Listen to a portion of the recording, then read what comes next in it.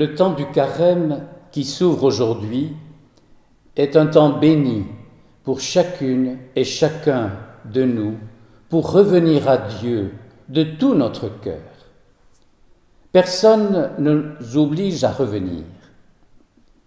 C'est un choix librement consenti qui nous fait revenir comme revient le Fils parti sur les routes de l'aventure et qui, après une expérience malheureuse, revient à nouveau goûter la tendresse et la miséricorde de son Père.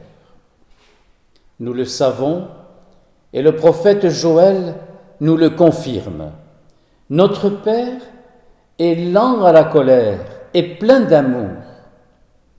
Cette certitude nous encourage à revenir, sachant qu'il nous recevra les bras ouverts dans sa maison où notre place est assurée.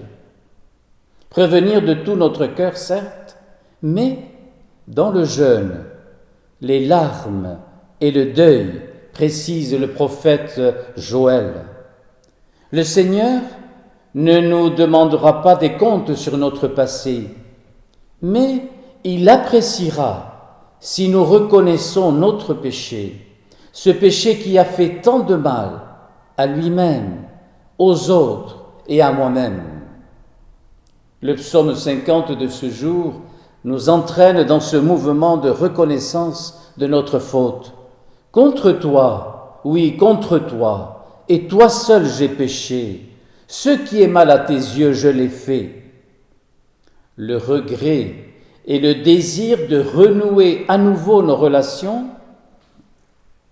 font passer les larmes des yeux à l'ouverture des lèvres pour faire monter la louange de la réconciliation qui s'exprime dans une nouvelle marche vers Pâques. Le temps du carême, d'après la lettre de saint Paul aux Corinthiens, est aussi un temps favorable pour cette réconciliation. Laissez-vous réconcilier avec Dieu. Laissez-vous. C'est l'invitation à une spontanéité qui est de l'ordre de tout notre cœur, de Joël le prophète. Aucun obstacle ne doit venir empêcher cet élan du cœur qui est le reflet de l'amour retrouvé entre deux personnes après la séparation qui n'a apporté que douleur et souffrance. Tout au long des 5 dimanches de carême, à travers les premières lectures que la liturgie propose, on retrouvera la spontanéité de cet élan du cœur de la part de Dieu. Dieu ne fait que donner son amour, sa vie, son esprit, se donner lui-même en son Fils. Le premier dimanche, à la création, Dieu donne à l'homme son souffle de vie. Le deuxième dimanche, à Abraham, il donne la promesse de rendre grand son nom. Le troisième dimanche, au désert, Dieu donne de l'eau à son peuple révolté contre Moïse. Le quatrième dimanche, Dieu donne à son peuple le roi David, un roi selon son cœur. Enfin, le 5e dimanche, Dieu donne son esprit à son peuple. Oui, Dieu s'est donné. Il s'est donné entièrement à son peuple.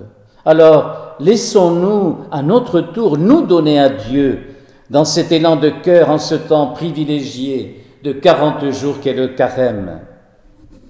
Et dans l'Évangile, Jésus nous donne 3 manières pour y parvenir: l'aumône, la prière et le jeûne. Tous les 3 réclament de notre part une démarche de vérité et de discrétion. En les mettant en pratique au cours de ce carême, nous fuirons tout éclat qui éblouirait les autres. L'aumône aura pour visage une solidarité respectueuse.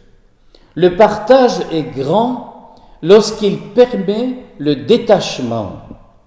Un sage disait très justement: « Ne regarde pas ce que tu donnes, mais regarde ce que tu gardes. » La prière aura pour visage le Christ qui nous fait entrer dans l'intimité d'un cœur à cœur avec Dieu.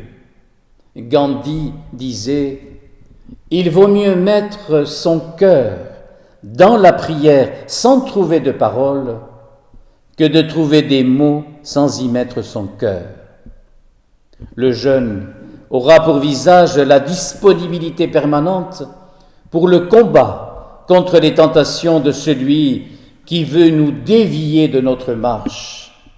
Un autre sage ajoutait « Le jeûne est une prière, un message d'amour envoyé à Dieu. » Enfin, le carême est pour beaucoup de nos communautés le temps de l'accueil des catéchumènes et de leur accompagnement au baptême. Que notre témoignage de foi les encourage, que la vérité de notre marche de carême les fortifie, que notre amour pour le Christ qui nous entraîne dans sa Pâque les conduise à sa mort et à sa résurrection. Amen.